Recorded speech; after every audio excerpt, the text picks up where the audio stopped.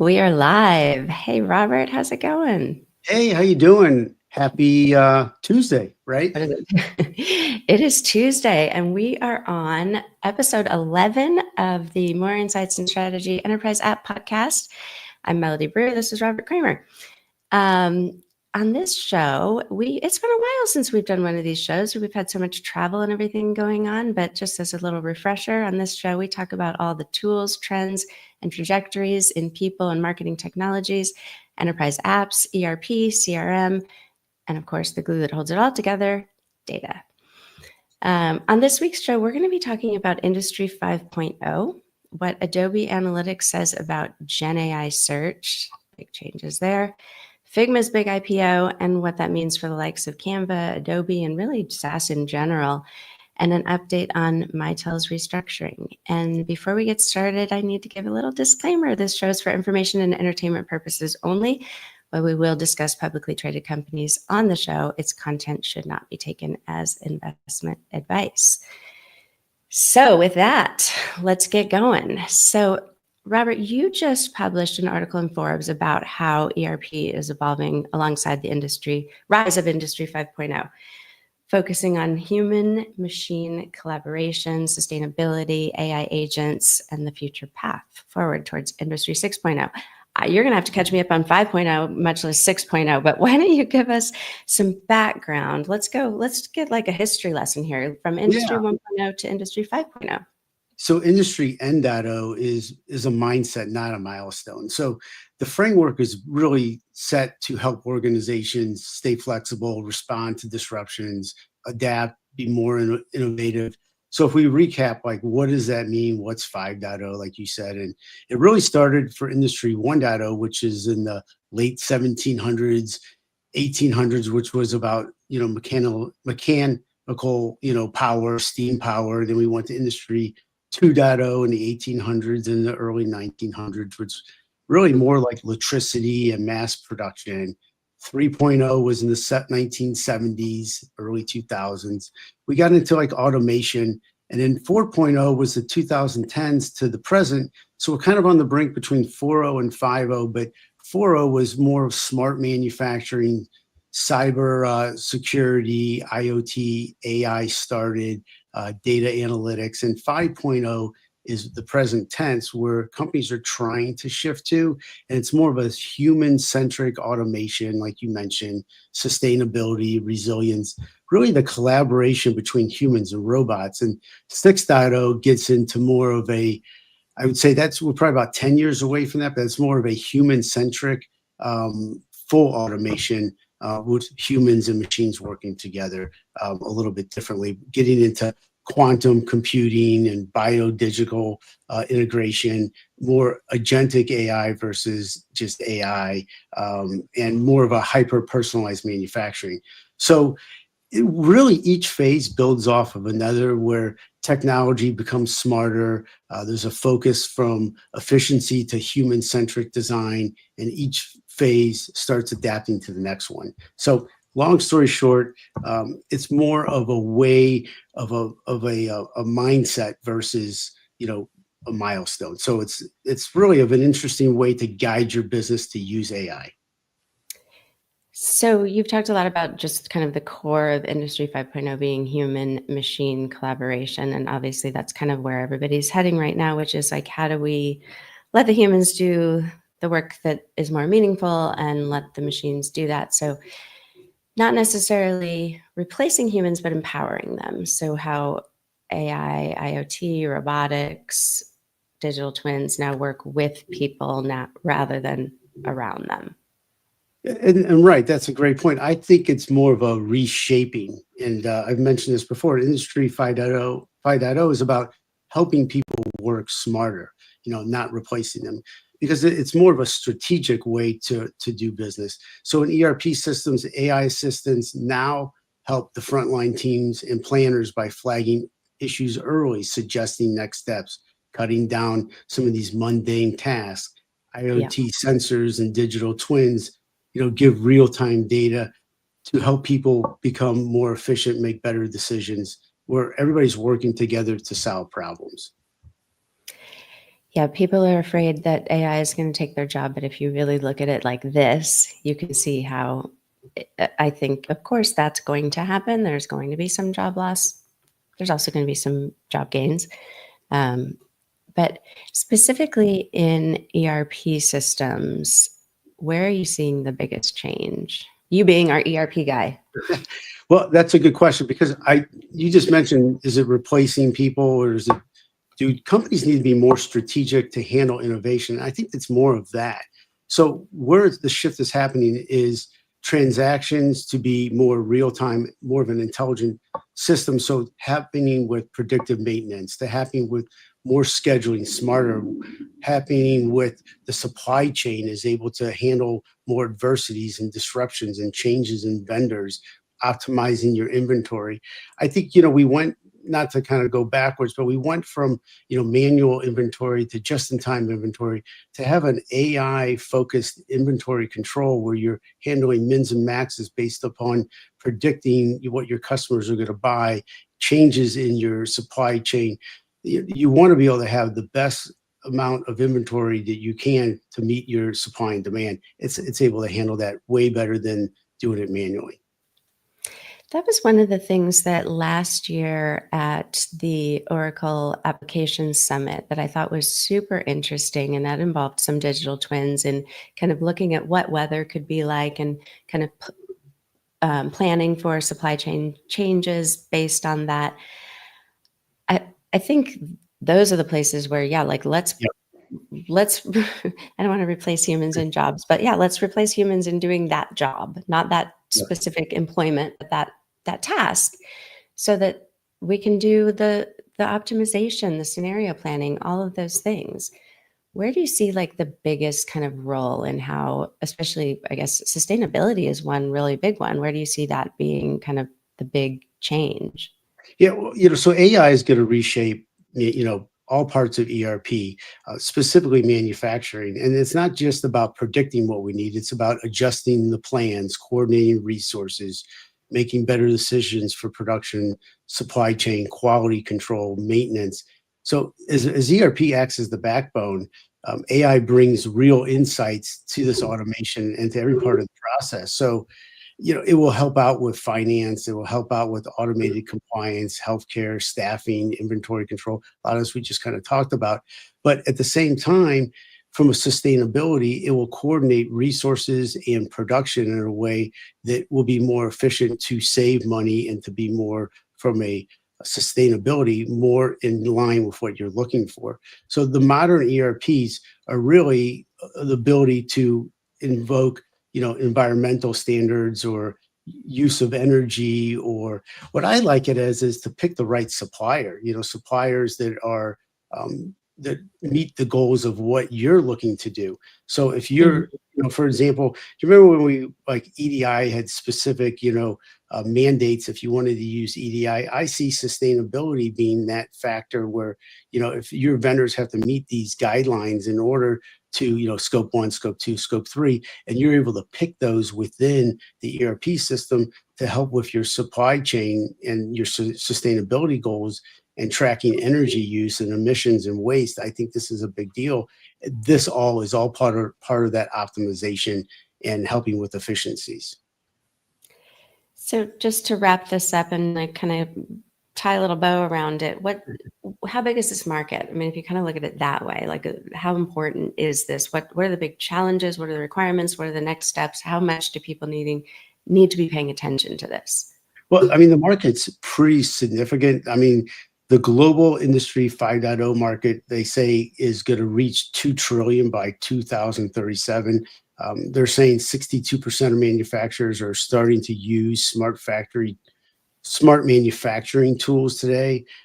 So significant steps from that perspective. But we kind of go back to, how do you take advantage of this? You need clean data. You need an event-driven ERP system that has that architecture. You need strong integration. So these are really specific things, and you need the right balance between using AI and automation to work together so you have the value that the humans can actually take advantage of. There's no smart button. We always see these demonstrations and the vendors show the technology, but at the same time, these things have to be aligned. Change management has to be put in place and the data has to be right so AI can work well.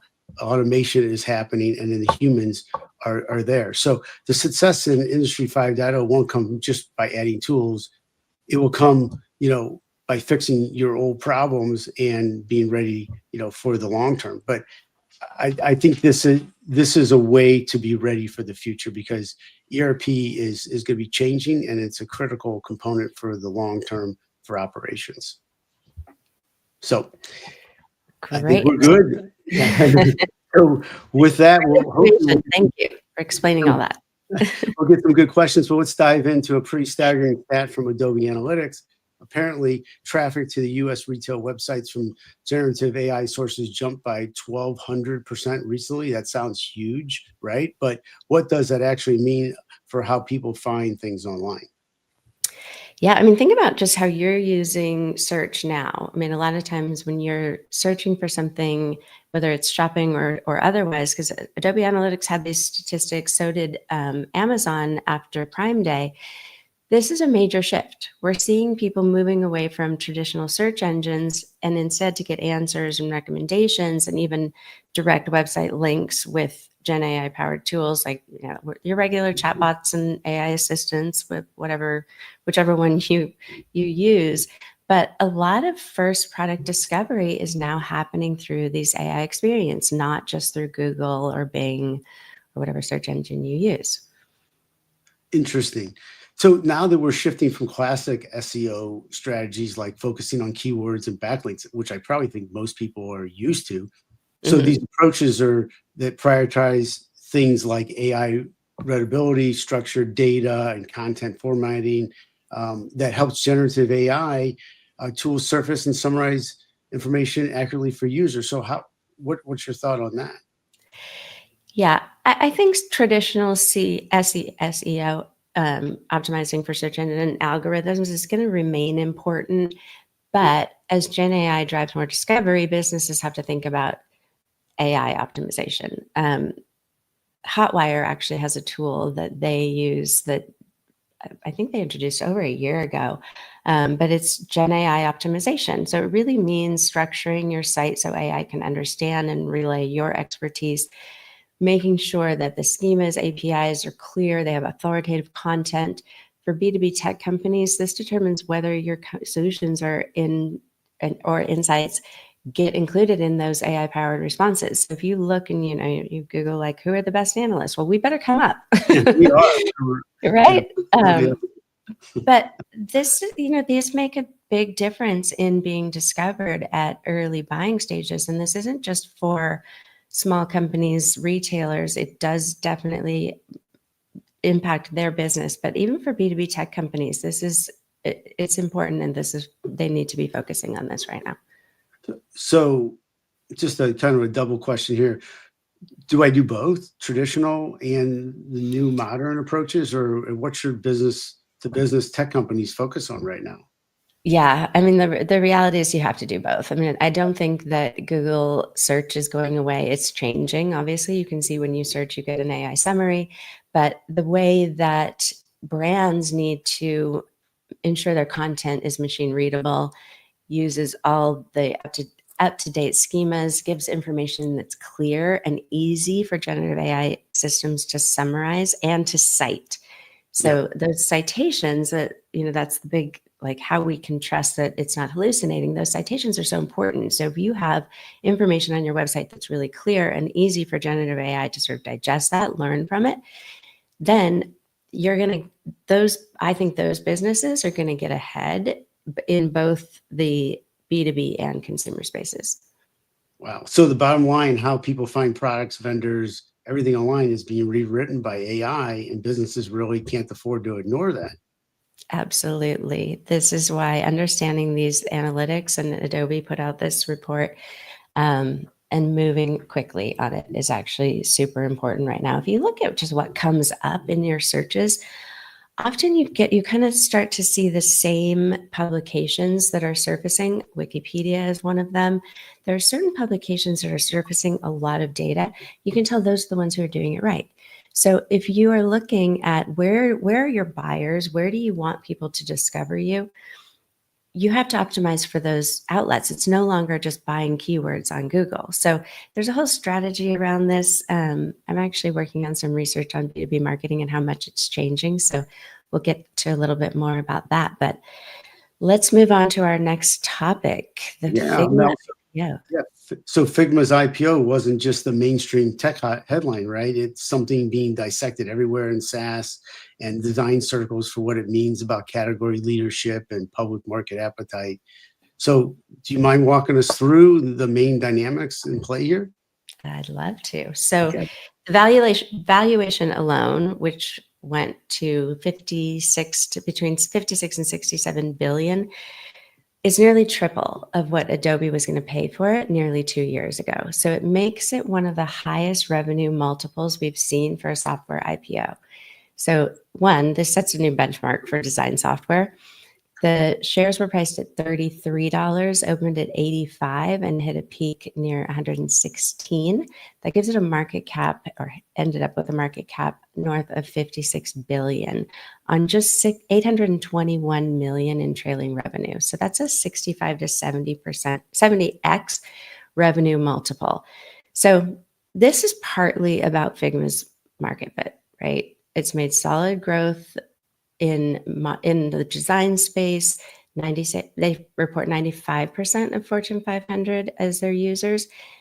When I look at stats like that, I look at things like, Coca-Cola is a Figma customer. It's also an Adobe customer. It's also a Canva customer. So it's not 100% of those Fortune 500 users, but it's a portion of their business. And they have really rapid, profitable growth. So I think really what the headline is on this, I mean, it was a huge, there were all these headlines of who's getting rich off this IPO, kind of thing. But really what this, I think, is important about this is what it means for their peers, for their competition.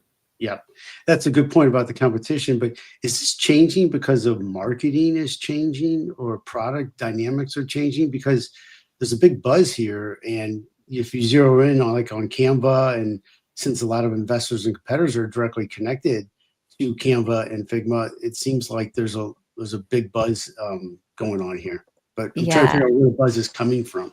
I think it's in so many ways. I think it's really looking at the full SaaS public market and the multiples for high growth. I mean, but really I think this, you mentioned Canva. So this really has, I think, reshaped expectations for Canva's IPO. They've said they'll be IPOing. I don't know the exact date, but Canva already dwarfs Figma by scale. So 300 billion I just gave them a couple of extra zeros. I was thinking about their active users. 3 billion in ARR, 230 million active users. They've been profitable since 2017. They also, like I said, count 90% of the Fortune 500 amongst its customers. So if you look at Figma's public debut, if Canva applied a similar multiple, you're talking about a potential 195 to 210 billion IPO valuation. So even a more conservative take lands their valuation somewhere between 30 and 200 billion. But again, that depends on where the market for SaaS offerings is. It's really hard to tell in this sort of new AI era what's going to happen there. So I think what's critical is that Figma's breakout basically validated a big portion of design and productivity SaaS as a premium category. Investors obviously signaling they'll pay a premium for software that defines this domain. It shows sticky enterprise adoption. Canva's path to IPO, I think, has now been paved with a pretty big precedent, especially as both of them and also Adobe as well are embedding AI deeply into their toolkits. Wow. So what's the competitive implication here, for Adobe and for Canva and for other rising SaaS stars? So I think this acquisition means there's some fierce competition for both for Adobe, for Canva, no one no longer controls this design category. And so the need to move really quickly on collaboration in AI is even stronger than it has been before. So obviously we look at Canva with its public prospects being very high. I think it also shows that this Figma IPO has sort of regenerized the SaaS and design software space. But for everybody else, it's a wake-up call. It's like only the most innovative, cloud-native, AI-driven SaaS firms may be able to compete at this scale in this new landscape. So the message is Figma's IPO isn't just about one company going public, right? Absolutely. It's a signal that the market is rewarding best of class. You kind of just said that cloud native, deeply adopted SaaS businesses. And for Canva, it's arguably accelerates their IPO. I'm not certain when that's going to be, but their plans on potential valuation could hit the ceiling, like you kind of mentioned. Yeah. I think that they've set a new gold standard, and investors and operators are recalibrating, and they have to fast. So yeah, I think we can wrap up on that one. But yeah, we have another recalibrating fast. So Mitel has just given an update on its restructuring. I think you got some news for us there. We got a lot of cool stuff happening around the board here. Not to confuse with Mattel, the toy company. Mitel is the pronunciation. Mitel is a unified communication collaboration solution. They have cloud, hybrid, on-prem platforms for voice, video, messaging, contact center. They just want to clarify we are not talking about the toy company. But yeah, so they recently announced a restructuring. And I think if you look at, when a company announces bankruptcy or restructuring, the default narrative is disaster. But in enterprise communications, most recently, it's been more like a forced reset. So with Mitel, their latest financial restructuring isn't a radical strategy change. It's more of an effort to clear the decks and accelerate what they've already been doing. They've lowered their debt, shuffled around their board. They're very publicly emphasizing continuity for their customers, but I think, we can't really ignore the very real challenges that come next with this. Right. So, well said. So what are you seeing as the real vulnerabilities for Mitel? So I think the noise around all the new AI-driven solutions, and I'm going to say noise just because it's not all of it is like built for purpose AI. A lot of it is like Me Too sort of AI. But there are some important things like sentiment detection in Mitel's interaction recording, or more open hybrid approach through partnerships like with Zoom. They're still facing some major pressure. So in any restructuring, customer trust can get shaky, especially for like their big enterprise and government buyers who need that real kind of long-term stability. We saw this with Avaya as well. And the UC space is actually brutally competitive at the moment. I mean, cloud native rivals are really pushing rapid fire, continuous updates and AI features. So Mitel's hybrid focus does serve their existing customers really well, but it might not win over clients who really just want that true cloud agility. So, and then when you look at merging telephony, new AI platforms, workforce tools, it's not easy. I mean, we talk about change management all the time. So even post-restructuring, turning this cleaner balance sheet into real product leadership is still going to be a tall order. But like I said, like I mentioned, Avaya, so they have been through multiple restructuring. Most recently, they slashed their debt by more than 75%. They have this, what they claim is a new era for streamlined CX-focused vendors. But even them, they've continued to have layoffs. They've had attempts to pivot. They really are, kind of cleaning up their finances, but it's been a rough transformation. Yeah, sometimes this is one step back, five forward. So, what does Mitel need to really do and prioritize now if they really want to reset and make a comeback? Yeah, I mean, I think that they have to rebuild trust, obviously, I said, but then they really have to take this fresh, sort of access to cash that they have now and investment R&D. They've got to have support for their current clients, not just this like fresh PR, right? I mean, that's a big part. It's always a distraction.